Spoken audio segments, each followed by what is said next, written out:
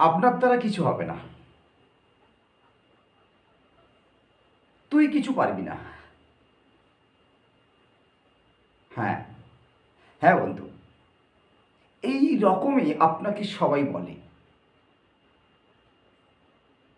তোর দ্বারা কিছু হবে না। তখন আপনি পাজেলড হয়ে যান, আমার দ্বারা বোধহয় কিছু হবে না। বন্ধু, ভগবানের পরীক্ষা বোঝেন? বোঝেন ভগবানের পরীক্ষা? ভগবানকে পরীক্ষা আপনি দিয়েছেন? ভগবানকে পরীক্ষা যিনারা দিয়েছেন তিনাদের সাথে মেশুন, তিনাদের কথোপকথন শুনুন, দেখবেন আপনিও পারবেন। হ্যাঁ বন্ধু, প্রতিটি মানুষের জীবনে ভগবানের পরীক্ষা কি, আর সেই পরীক্ষা দিতে দিতে যখন তিনি সে গন্তব্যস্থলে বা পৌঁছায়, যখন তার স্বপ্ন পূরণের জায়গায় পৌঁছায়, তখন সে বুঝতে পারে আমার পরীক্ষার ফল আমি আজ পেয়েছি, কিন্তু ভগবানকে কত পরীক্ষা দিতে হয়েছে। দয়া করে যদি আপনি ভগবানকে পরীক্ষা দিতে চান এবং আপনার ফল আপনি পেতে চান, লোকের কথায় কান ভারী করবেন না। নিজের ইচ্ছা শক্তিকে বাড়ান আর ধৈর্য বাড়ান। আপনার জন্য যা ঘটছে মাথায় রাখুন, সব ভালোর জন্য ঘটছে। হ্যাঁ বন্ধু, আমি Subrata Maiti, business developer, life and skill চ্যানেলের পক্ষ থেকে আজ আবারও একবার আপনাদের সঙ্গে। আপনারা জানেন বর্তমানে আমি একটি এমএলএম কোম্পানির সাথে যুক্ত, যে এমএলএম কোম্পানির নাম হলো কেভা কাইফু প্রাইভেট লিমিটেড কোম্পানি। বর্তমানে চেয়ারম্যান ক্লাব মেম্বার। বাট আজকে আমি কিন্তু আপনাদের কাছে কেভা নিয়ে কিছু বলতে আসিনি। আজকে আমি বলতে এসেছি আপনার ইচ্ছা শক্তি এবং ধৈর্যের পরীক্ষা যদি আপনি ভগবানকে দিতে পারেন, আপনার জীবনে কি হতে পারে, যেটা সুব্রত মাইতির জীবনে ঘটেছে, আমি সেটাই কিন্তু আপনাদের কাছে শেয়ার করতে এসেছি। আমি চেষ্টা করব আপনাদেরকে বোঝানো, আমি চেষ্টা করব আপনাদেরকে বলার। তার জন্য আমি শুধু এইটুকু রিকোয়েস্ট করব, এই ভিডিওটি আপনার মন ছুঁয়ে যাবে, আপনার ইচ্ছা শক্তিকে বাড়াতে পারবেন, ভগবানের কাছে পরীক্ষা দেওয়ার জন্য আপনি প্রস্তুত হয়ে যাবেন। আপনার সঙ্গে যা ঘটছে প্রতিদিন মাস বছর যা ঘটছে, আপনি মাইন্ড সেট আপ করে সেগুলোকে হজম করতে পারবেন। কারণ আপনার মাইন্ড বলবে আমার জন্য যা হচ্ছে তা ভালোর জন্য হচ্ছে। চলুন শুরু করা যাক। বলি, আমার বয়স যখন 19 বছর, আমি আমার পড়াশোনা কমপ্লিট করলাম। জবের জন্য ট্রাই করলাম, পেলাম না। তখন টাকা লাগবে, টাকা ইনকাম করতে হবে। এই মতো পজিশনে আমি চলে গিয়েছিলাম উত্তরপ্রদেশে গোপীগঞ্জ বলে একটা জায়গাতে, যেখানে গিয়ে আমি গালিচার কাজ শিখলাম। 1.5 বছর যাবৎ ওখানে কাজ করলাম, কিছু টাকা ইনকাম করলাম, বাড়ি এলাম। সে টাকা যেটুকু ইনকাম করেছিলাম বাড়িতে থেকে সমস্ত টাকা নষ্ট হয়ে যায়, খরচ হয়ে যায়। এ মতো অবস্থায় যখন বিভিন্নভাবে আমি দুস্থ ফিল করছি, আমি অর্থনৈতিক অনটন ফিল করছি, সেই মতো পরিস্থিতিতে হঠাৎ একটা প্রেশার এসে গেল আমার বাড়ি থেকে। সেটা নিশ্চয়ই আপনারাও জাজ করতে পারেন কি প্রেশার। আমাকে বিবাহ করানো হলো। আমি খুব অল্প বয়সে বিয়ে করলাম। আমি বিএ কমপ্লিট করলাম। বিয়ে মানে বিএ পাস নয়, সাধী। আমার জীবনে আমার জীবন সঙ্গিনী এলো। আরও প্রেশার বেড়ে গেল। আমি শুধু বলছি ভগবানকে, আমার কি হচ্ছে এগুলো, আমার ইনকাম নেই, আমি সংসার করে ফেললাম, কি হচ্ছে। আমি যা না ভগবানকে জানালাম, ঠিক বিশ্বাস করবেন 2 মাসের মধ্যে আমার টিউশনের একটা অফার এলো। আমি শুরু করে ফেললাম টিউশন পড়ানো। হ্যাঁ বন্ধু, টিউশন পড়ানো চালাতে থাকি। এর সাথে যে ইনকামগুলো আসে সেটা দিয়ে মোটামুটি চলে যেত, কিন্তু খুব একটা মানসিকভাবে স্যাটিসফাই ছিলাম না। শুরু করে ফেললাম টিউশনের ফাঁকে ফাঁকে লেবার করা, অর্থাৎ মাঠে কাজ করা, কোনো বাড়িতে লেবার করা ইত্যাদি কাজের সাথে নিজে যুক্ত হয়ে গেলাম। আর ঠিক এইভাবেই চলতে চলতে 2 বছর 2.5 বছরের মাথায় আমার প্রথম সন্তান পৃথিবীর আলো দেখল। বন্ধু, এটা যেমন সুখের খবর, এটা যেমন আনন্দের খবর, কিন্তু প্রেশার কিন্তু আরো বাড়তে থাকলো। অবাক হয়ে যাবেন, এত প্রেশার বাড়তে থাকলো। যখন সেই প্রেশার বাড়তে বাড়তে বাড়তে এমন একটা জায়গায় যাচ্ছে, কোনো কন্ট্রোল করতে পারছি না। শুধু একটাই কথাই বলছি, ভগবান, আমার কি ভালো দিন আসবে না? কোনো কি পথ আমার জন্য খোলা পাবো না? ঠিক এই মতো পরিস্থিতি করতে করতে যখন আমি, ভালোভাবে আমার মনে রয়েছে, সেটা ছিল 1999 সাল। 1999 সালে আমার কাছে একজন সিনিয়র মাননীয় কমল মাইতি মহাশয় আমার বাড়িতে এসেছিলেন, আমার সাথে মিট করলেন। জিটিএফএস বলে একটা নেটওয়ার্ক নিয়ে এসেছিলেন। ঠিক তারপর তিনি আস্তে আস্তে আস্তে আস্তে একটা বড় নেটওয়ার্ক ইন্ডাস্ট্রিতে আমাকে যুক্ত করলেন। হ্যাঁ বন্ধু, সেই নেটওয়ার্ক ইন্ডাস্ট্রি ছিল মানি মার্কেট। আমি আস্তে আস্তে আস্তে আস্তে অনেক বড় সংগঠন করে ফেললাম, যে সংগঠন একটা ভালো জায়গায় চলে গেল। অফিস একটার পর একটা অফিস ওপেন করতে থাকলাম। সেই অফিস ওপেনের পর জনজোয়ার ভেসে গেল। আস্তে আস্তে আর্থিক স্বাচ্ছন্দ্য ফিরে পেলাম। নিজে শুধু এইটুকুই বলতে লাগলাম, ভগবান আমার কথা শুনেছ, ভগবান আজ আমার কথা শুনেছে। এইভাবে চলতে চলতে চলতে চলতে ঠিক যেটা আপনাদের শুরুতে বললাম, ভগবানকে পরীক্ষা দিতে লাগবে। আর পরীক্ষার নাম্বার কখনো আপ হবে, কখনো ডাউন হবে, এটা তো আমরা জানি। 2013 সাল নেমে এলো শোকের ছায়া। যে কনসেপ্টে কাজ করতাম, সেই কনসেপ্ট ধ্বংসের পথে এগিয়ে যাচ্ছিল। 2014-তে ধ্বংস হলো। জীবনের যতটুকু আয়, যা কিছু আস্তে আস্তে খোয়াতে শুরু করলাম। 2015 নিজে পাগলের মতো হয়ে গেলাম। সর্বদা চিন্তা, কিভাবে কি হবে, এই চিন্তায় চলতে থাকলাম। অনেকে তো আমাকে পাগলও বলল যে সুব্রত মাইতি পাগল হয়ে গেছে। সত্যি, সেই মুহূর্তে যে সিচুয়েশন, আমি কোনো কিছু মনে রাখতে পারতাম, কোনো কিছুই মনে রাখতে পারতাম না। কখন কাকে কি ভুলভাল বলে ফেলতাম, মাইন্ড একদম নিজেকে পারমিট দিত না। ঠিক এই পরিস্থিতির পর 2015 সালের শেষে চিন্তা করলাম, আমাকে কিছু করতে হবে, আমাকে আমার পুরনো জায়গা পেতে হবে। ভগবানকে জানালাম, ভগবান, এই মুহূর্তে কিছু তো একটা আমাকে যোগান দাও। বিশ্বাস করবেন না, যখন যখন ভগবানের কাছে যা চেয়েছি আমি তাই পেয়েছি। ঠিক 15 দিনের মাথায় আমি একটা জব পেলাম খড়গপুর মেটালে, সুপারভাইজারের। যে সুপারভাইজারটা, আমি বললে আপনারা ভাববেন যে কিসের সুপারভাইজার। হ্যাঁ বন্ধু, সিকিউরিটি সুপারভাইজার।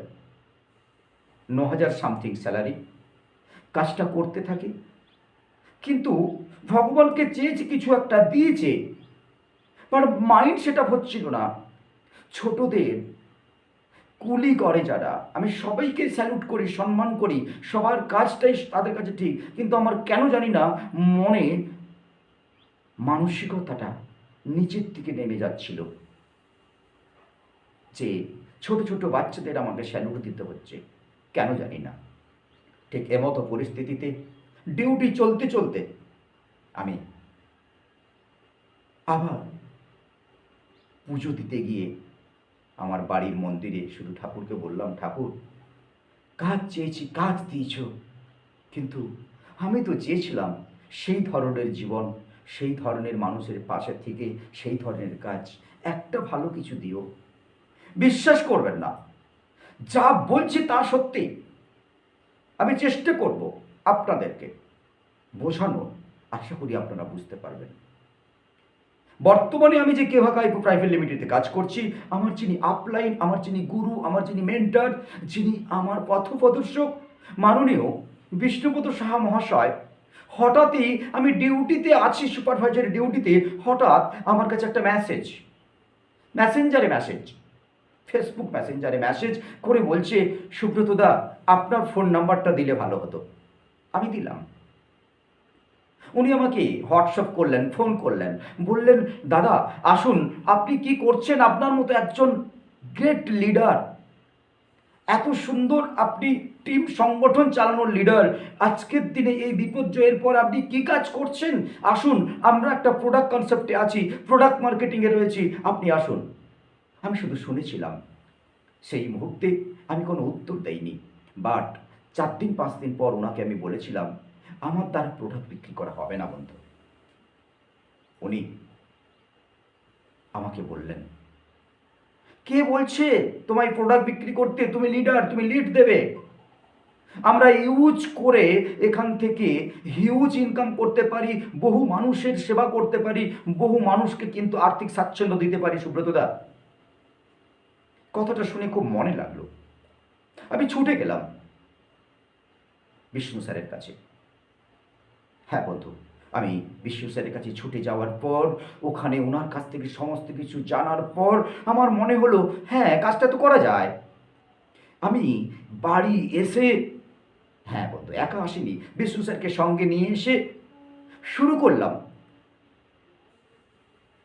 কেভা কাইপো প্রাইভেট লিমিটেডের সম্বন্ধে মানুষকে বলা, ডেমো দেখানো, প্রোগ্রাম করা, এর সাথে সাথে বোর্ডে তাদেরকে বোঝানো, এই ধরন করতে করতে, লোকালে করতে করতে, সোশ্যাল মিডিয়ার মাধ্যম দিয়ে একটার পর একটা সংগঠন, জয়েনিং, টিম, এইভাবে কিন্তু আমি বাড়তে থাকি। যখন সেই টিম সংগঠন বাড়তে চলছে, বিশ্বাস করবেন না, আমি কিন্তু শুধু বলছি, ভগবান আমার কথা শুনেছে। তুমি আমার থেকে যা পরীক্ষা নিয়েছো, হয়তো বা তোমাকে আমি সঠিক লিখেছি, সঠিক জানিয়েছি, তার ফলস্বরূপ দিচ্ছ ঠাকুর। তুমি আমার পাশে থেকো, আমি যেন সবার মানুষের পাশে থাকতে পারি।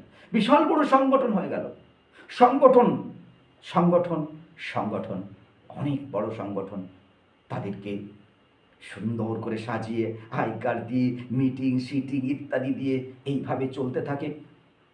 হ্যাঁ বন্ধু, ঠিক 2016 থেকে শুরু, 18তে একটা বড় সংগঠন কেভা ইন্ডাস্ট্রিতে। আর সেই সংগঠন হঠাৎ করে যেন কি হলো ভাবতে পারবেন না, কোথায় মিস্টেক হলো, কোথা থেকে কি হলো ভাববেন না, টোটাল সংগঠন ভেঙে তছনছ হয়ে যায়, টোটাল সংগঠন নষ্ট হয়ে যায়। যাদেরকে নিয়ে শুরু করেছিলাম তারা আস্তে আস্তে আমায় ছেড়ে চলে যায়। আমি তারপর নিজেকে বললাম, ভগবান তুমি কি পরীক্ষা নিচ্ছ, আশা করি, আমি জানি আপনি যে পরীক্ষা নিচ্ছেন, আজকের দিনে আমার কাছে কষ্টকর, আগামী দিনে ভালো কিছু দেবেন, তার পরীক্ষা নিচ্ছেন আমি জানি। আমি আমার সিনিয়রের কাছে সমস্ত কথা বললাম, আমার সিনিয়র আমাকে জিনিসটা বোঝালো। আবার যখন সমস্ত টিম জিও, আবার যখন ছোটা দৌড়া শুরু করলাম, মাননীয় টপ হেড, কান্ট্রি হেড আমার এই ছোটা ইত্যাদি দেখে আমাকে পাগলপনের সার্টিফিকেট দিয়েছিল। এই সেই সার্টিফিকেট। ভীষণ ভীষণ আমি খুশি হলাম, আপ্লুত হলাম, বাট ইনকাম আবার জিরোতে নামলো 2018। সেই মুহূর্তে আমার আপসেট মনোভাব বুঝতে পেরে মাননীয় কৌশিক সরকার সিনিয়র মহাশয় উনি ছুটে এলেন আমার এখানে, অর্থাৎ আমার এলাকায় আসার পর উনি কিন্তু আমাকে বললেন, আপনি পারবেন। সমস্ত কিছু বোঝানোর পর উনি কিন্তু আমাকে নিয়ে চলে গেলেন দিল্লি। কর্পোরেট অফিস, লুধিয়ানার হেড অফিস, সমস্ত ভিজিট পরিদর্শনে। এগুলো দেখার পরে নিজেকে যেন আরও চার্জেবল পেয়ে গেলাম। শুরু করলাম ঘুরিয়ে এসে আবার সংগঠন করা, আবার সেটিং করা, আবার বসা, প্রতিটি মানুষের কাছে পৌঁছে যাওয়া, ডেমোর জিনিসটাকে হাতে নিয়ে আবারও পৌঁছে যাওয়া। এইভাবে আমি আস্তে আস্তে আবারও 2018 অক্টোবরের পর থেকে কিন্তু সংগঠন আবার বাড়ানো শুরু করলাম। সংগঠন হতে থাকলো, সংগঠন অনেক অনেক অনেক বড় হতে থাকলো। এই যে গ্রোথ হওয়া শুরু হলো, হতে হতে হতে হতে হতে হতে এইভাবে চলতে চলতে চলতে চলতে একটা সংগঠন, আরেকটা সংগঠন, আরেকটা সংগঠন, আরেকটা সংগঠন, এইভাবে কিন্তু সংগঠন বাড়তে বাড়তে ভারতবর্ষের বুকে মোটামুটি প্রায় অনেকগুলো স্টেটের মধ্যে সংগঠন ছড়াতে পারলাম। যে সংগঠনতে আস্তে আস্তে সম্মান, ইনকাম, ইজ্জত সমস্ত কিছু যেন লাইন দিয়ে আসতে থাকলো, লাইন দিয়ে আসতে থাকলো। আর শুনলে আপনাদের ভালো লাগবে, 2019 শেষ 20তে কোম্পানি থেকে 4 চাকা অ্যাচিভ করলাম, থাইল্যান্ড ট্যুর অ্যাচিভ করলাম। টিম যারা নতুনভাবে এসেছিল সেই ব্যক্তিরা অনেকেই অ্যাচিভ করা শুরু করলো এবং পুরাতন ব্যক্তিরা আবার ঘুরে আসা শুরু করলো। পুরাতন ব্যক্তিরা নতুন ব্যক্তিদের সবাইকে নিয়ে আবার সুন্দর একটা সংগঠন তৈরি হয়ে গেল, যে সংগঠনটা কিন্তু আজকের দিনে খুব সুন্দরভাবে চলছে এবং সুন্দরভাবে গোছানো। শুধু ভগবানকে পরীক্ষা দিয়েছিলাম, বিশ্বাস রেখেছিলাম নিজের ওপরে, আর ধৈর্য রেখেছিলাম যে আমার জন্য যা হচ্ছে সব ভালো হচ্ছে, আমার জন্য যা হচ্ছে সবই ভালো হচ্ছে। সো একটা মানুষের জীবনের সাকসেস পেতে গেলে, একটা মানুষের জীবনে প্রতিষ্ঠিত হতে গেলে কোনো ব্যক্তি সঙ্গে সঙ্গে সাকসেস বা প্রতিষ্ঠিত হতে পারে না। কারণ আমাদেরকে মাথায় রাখতে লাগবে, বন্ধু আমরা যা চাই তা কোনোদিন পাই না। হ্যাঁ বন্ধু, আমরা যা চাই তা কোনোদিন পাই না, বাট আমরা যা করি তা কিন্তু পাই। শুধু আমাদের কাছে, ভগবানের কাছে আমাদের যেটা করতে লাগবে, ভগবানের কাছে চাইতে লাগবে, আর আমাদেরকে কিন্তু করতে লাগবে। আমরা মানুষের কাছে চাইলে পাবো না, আমাদেরকে চাইতে হবে ভগবানের কাছে। ওনাকে পরীক্ষা দিতে লাগবে আপনার কর্মের মধ্য দিয়ে। আপনি কর্ম করুন, যতটা কর্ম করবেন ততটাই রিটার্ন পাবেন, ততটাই ফল পাবেন। আমার জীবনে শুরু থেকে আজ পর্যন্ত যেটুকু শেয়ার করলাম সেটা কিন্তু শুধু এই দুটোর ওপরে, ভগবানের কাছে চাওয়া এবং নিজেকে শুধু এক্সাম দেওয়া, নিজেকে ধৈর্য রেখে পরীক্ষা দিয়ে দেওয়া। তার ফলস্বরূপ আজকে কিন্তু যেটা পেয়েছি খুব একটা কিন্তু কম নয়। আমি ব্যক্তিগতভাবে খুশি, আমি শান্তি। অনেকেই নেটওয়ার্ক ইন্ডাস্ট্রিতে এসে ধৈর্যচ্যুতি ঘটে ফেলেন। ধৈর্যের চ্যুতি ঘটালে হবে না বন্ধু। নেটওয়ার্ক ইন্ডাস্ট্রি ভারতবর্ষের একটি বেটার ইন্ডাস্ট্রি, ভারতবর্ষের সব থেকে আনলিমিটেড ইনকাম দেওয়ার industry, multi level marketing industry, network industry. এই ইন্ডাস্ট্রি আপনি যদি থেকে থাকেন তাহলে যে কোনো ইন্ডাস্ট্রিতেই থাকুন না কেন, আমি শুধু আপনাকে এইটুকুই অ্যাজ এ ফ্রেন্ড হিসাবে, বন্ধু হিসাবে বলবো, আপনার জীবনে চলতে গিয়ে এই ধরনের বাধা এসেছে তো, ভেঙে গিয়েছে, চলে গিয়েছে, ছেড়ে দিয়েছে, চিন্তা করবেন না। আপনার জন্য যা হয়েছে ভালো হয়েছে, আগামী দিন আরও বেটার কিছু হওয়ার জন্য এটা হয়েছে। আমি এইটুকু বলতে পারি, যে কনসেপ্টে আছেন আপনি সেই কনসেপ্টেই থাকুন, ট্র্যাক চেঞ্জ করবেন না, সোজা পথে চলতে থাকুন। বাধা আসবে, এড়িয়ে যান, বাধাকে অতিক্রম করার চেষ্টা করুন, গন্তব্যস্থলে আপনি পৌঁছাবেন। কারণ শুধু মাথায় রাখবেন, ভগবান আপনার পরীক্ষা নিচ্ছে। আর যারা এখনো ভাবছেন যে নেটওয়ার্ক ইন্ডাস্ট্রি একবার করব, তাদের জন্য আমার ওয়েলকাম।